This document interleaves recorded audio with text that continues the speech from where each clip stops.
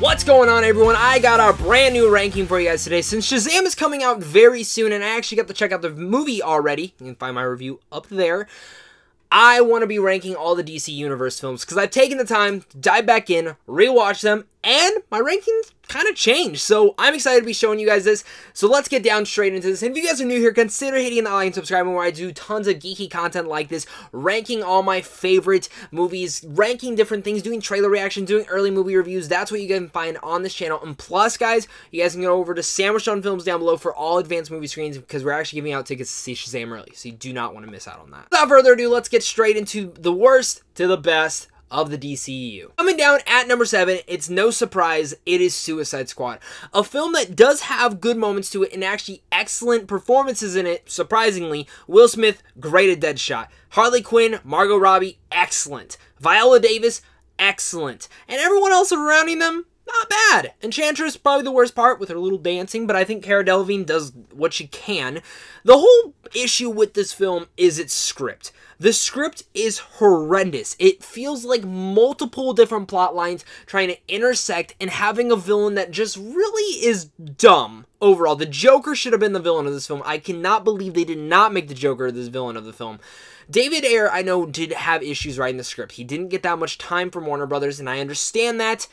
But here's my thing. I mean, it's really a studio meddling thing here. The trailer sold us something different. It was a jumbled up mess. The more I see this film, the more it pisses me off because of how much greatness could have been in here. I even contend, I think Jared Leto is not a bad Joker. I actually think he was a decent Joker that just didn't get enough runtime. He actually felt a lot really comic accurate to some of the comic iterations of Joker, but again, did not get enough runtime to fruition that. And Will Smith is great as Deadshot. I'm excited to see what Idris Elba can now do in the role, and I'm glad to see Margot Robbie is reprising the role as Harley Quinn because she was one of the big standouts again of this film. Rick Flags, Killer Crocs, Captain Boomerang was cool seeing Jai Courtney actually do something entertaining. In general, the best part about Suicide Squad is the interactions between the cast members, not the action, not the story.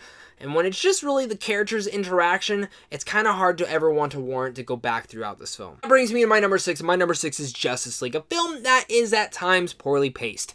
I mean, in general, it's not even poorly paced. It has the same issues as Suicide Squad. Script issues, director changes, studio meddling. There's a lot of stuff that's wrong with Justice League. They're trying to course correct a lot of the things that I actually did not think were wrong in the previous films. A lot of people complained about the tone, but the tone of the darkness was not an issue. The tone was just lazy writing. That's just the honest truth. Justice League, again, falls to that. It's trying to go between too dark to too light, too much comedy in some moments. There are some good comedic moments, don't get me wrong. The whole thing with Aquaman with the Wonder Woman's rope around him and the lasso of truth and him spewing out the truth, which was hilarious. Do not get me wrong, there are other funny moments to it. But some of these characters you make to just be too jokey, like The Flash. Edward Miller is an excellent actor, but I wanted The Flash to be darker. Same thing goes for Aquaman, who is funny and actually works in the role as all the comedic timing. Wonder Woman and Batman's relationship kind of furthers a little bit more, but again, my big issue with Batman in this film, kind of made him out to be a little bit of a pussy. It sucks because I think Ben Affleck is actually the best Batman, especially after Batman v Superman. I wanted more of him as Batman, but the way they made his character out to be in this just did not work. Same kind of goes to Henry Cavill. As he shows up as Superman, finally, he should have been in the film more. He was great as Superman, but I think everyone can complain that they should have just kept the mustache on him. A lot of incoherent things throughout the whole film, and it just feels like a cartoon live-action version of the Justice League Ultimate, which is not a compliment because I love that show, but it just seemed like one of the bad episodes that they did when they're trying to mesh up too many things. And again, that show did it 10 times better. So if you're wanting to get some Justice League content, just go check out that show. Now, the great thing further up onto this list is that I actually really enjoy or love these films. So coming in at number 5 is Batman v Superman, the Ultimate Edition. We're not even talking about the regular edition because I'm never going to watch that edition again. The Ultimate Edition is 3 hours long and it is the definitive version of this film. I love how they made this film out to be more of a drama. It's a risk that Zack Snyder took, and I think it actually worked. The fact that the studio did not release this version in theaters, I understand why, for marketing purposes and for money purposes. It was the better version of the film. The original version is so choppy and cuts out so much things that just makes Superman out to be a dick. Why does he hate Batman? This film establishes more on that. Action scenes are a little bit more gruesome, and in general, it's a more entertaining film. I like Batman v Superman. I love the dramatic purposes and all all the messages that it puts out, and it actually makes Lex Luthor not to be out just a total dumbass. It makes him out to be like his plan is actually established, and I like that. And again, it established Batman into this universe in the best way, and to have one of the best action sequences throughout any comic book film in that warehouse. It was gritty, it was badass, and it felt like Zack Snyder, and this is exactly what I think. Zack Snyder is a visionary director. Take that as what you will, but I think Batman v Superman, the Ultimate Edition, is one of the best versions of this character, and in general, all these characters, and I think Zack Snyder did an excellent job on this film. Brings me to my number 4 film, which is Wonder Woman.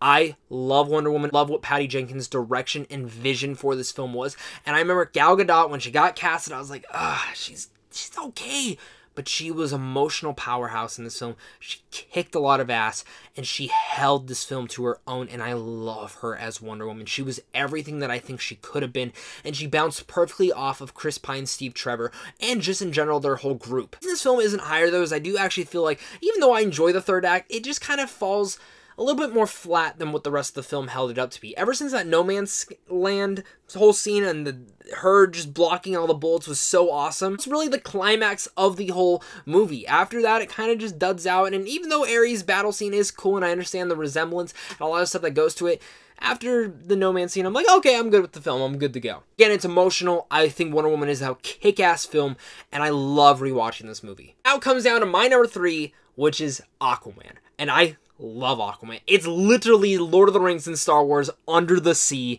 fighting, and just it's one of the most epic films I think of any superhero films when it comes to in general. Like how epic this origin story it's probably the most epic origin story. Let's take that and take a shot for every time I say epic, but it is true. Like this film is legitimately the definition of epic and kick-ass. It has some of the best action scenes in the DCU, and James Wan brings his flair to the directing and the action scenes, which I adore and love. I think that's why this film works so heavily. Jason Momoa is an all-star, and even when you go to Amber Heard, who kicks a lot of ass in here as well, I think Patrick Wilson needs some love on how good he played as Orm. I think Orm's great, Black Manta's awesome, and overall the whole mythology that was built into Aquaman was great. The reason this isn't higher though is as I was thinking about the film more, it is a little bit too cheesy. I get it, that's what the character is, but come on now. I think a lot of that cheesiness fills is when the Africa remix comes on, and it's like, seriously? When that came on, I was like, I don't need this. But again, Aquaman is a blast of fun. It's an epic tale, and I just cannot wait to go back under the sea with Jason Momoa. Coming in at my number 2, my number 2 is Shazam.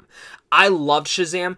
I think I love every single thing about it. I love that it's a smaller scale story. And originally, when I came out of the film, I was like, oh, maybe this is like my 4th or 3rd favorite, but the more that I've sat and thought on the film, I'm like, no, this is almost a perfect origin story to its manner.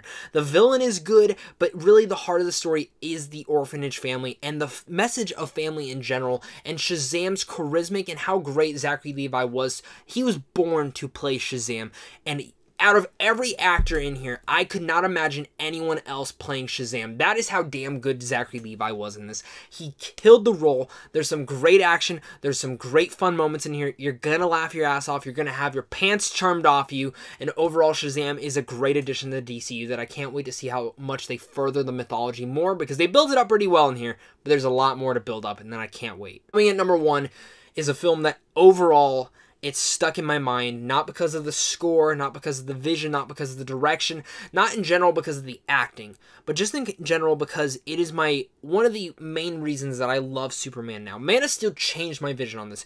The gritty take that Zack Snyder took on Man of Steel did not jive with me the first time I saw it. I didn't even like the film. I thought it was fine. But every single time I take myself back to Man of Steel, every single time I've gone back and rewatched Man of Steel, I find myself loving this film. So much, in fact, that I think it's one of the best made films in the DC universe. It's long, and it's not for everyone. And I can actually get if someone comes to me and says, I hate this film. It is not, again, for everyone. But it's dark, and it tells a gritty story. And I love this origin story of Man of Steel himself, Superman. It kicks so much ass. It has so much emotion to it. And Henry Cavill just nailed the role. And this really was one of my first introductions to him, and everything he's in now, it's like a first day watch for me. He was great in the role. Man of Steel has a great direction, a great script, and even though it might be a little bit too long, I think Man of Steel is near perfect for the DC universe. So, that is why Man of Steel is my #1 film of the DC Universe as of now. I mean, Shazam might move on up there the more that I see it. And I know we're getting Wonder Woman 2 next year and Birds of Prey, which could even move it up a little bit further.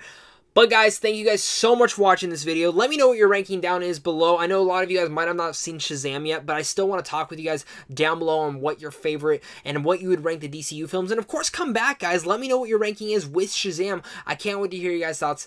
Thank you guys again so much for watching this video. I love each and every one of you. And if you guys are new here, hit that like and subscribe button. Check out Sandwich on Films, and I'll see you guys soon. Stay classy.